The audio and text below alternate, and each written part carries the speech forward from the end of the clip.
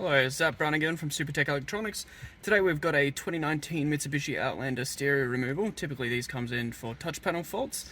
Today we'll need a spudger and Phillips head screwdriver. To start with, we'll get a spudger, go around the bottom here, pull it out, take this entire panel out.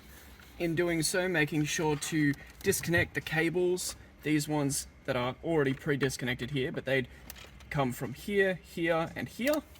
Right, so we've got the stereo here. Now with the fascia panel off, we've got 4 screws. One there, there, there, and there. Remove them with a Phillips head screwdriver.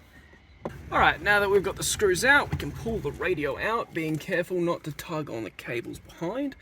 Take it out, take each cable out via these retaining clips at the back, like so.